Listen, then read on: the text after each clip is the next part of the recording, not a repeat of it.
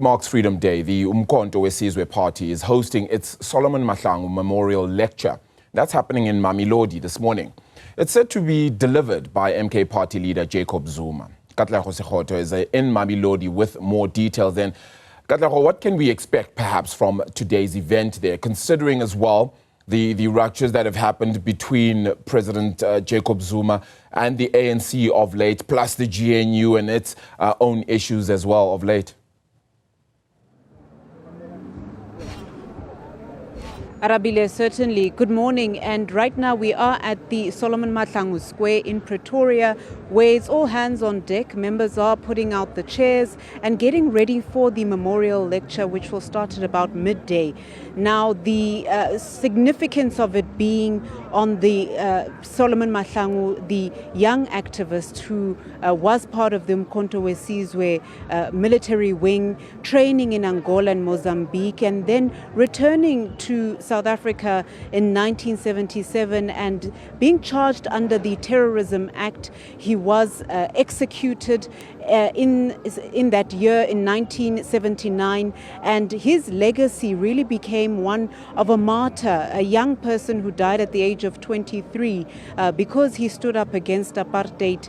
And since then, young activists particularly being influenced by his legacy and his ideals. But to get more on this, I have Pearl, who's with the Tshwane region, to give us more.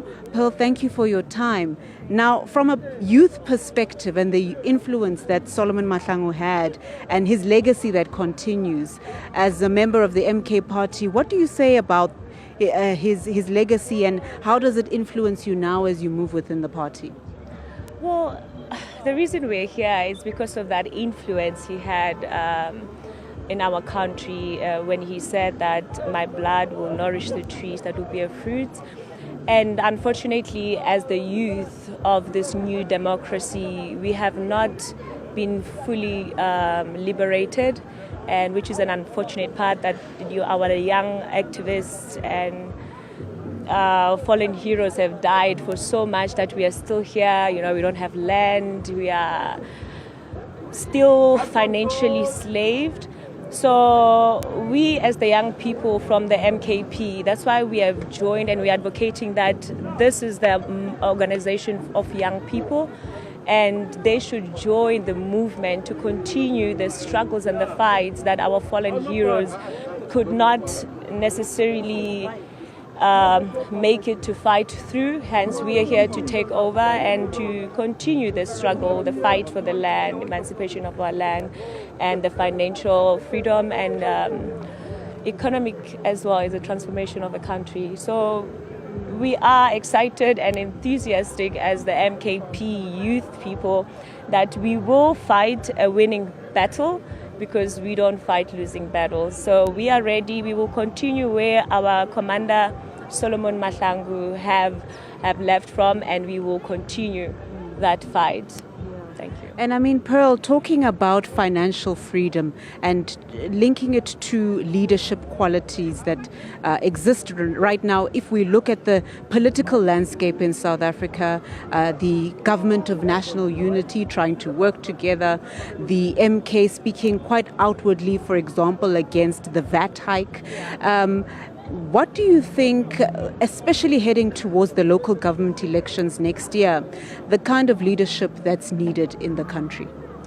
Well, first and foremost, I would say we need godly leadership for a change, someone who's going to fear God. You know, we are a product of God, and if you understand that He's the one that have put you in that role, in that position, you are able to be sensitive and kind enough to be considerate, to see people for who they are, not what you can gain out of them. So leadership, we need people who will fight for the people, not because of the system of political structures or dynamic, but be a person. Go to someone's house and ask what's going on without you promising them money.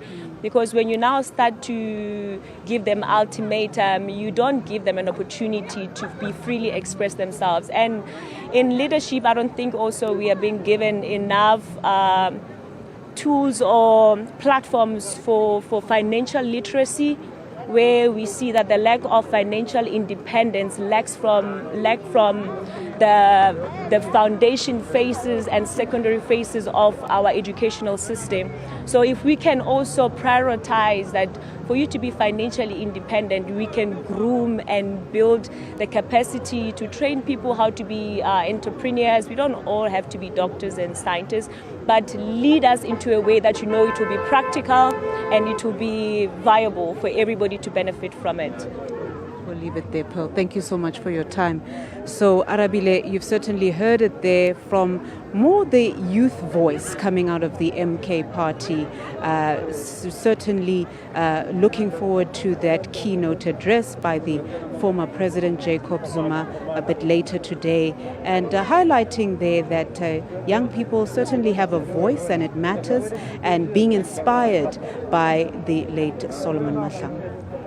Katleho, thank you so much for that reporting. We'll certainly try to catch up with that story.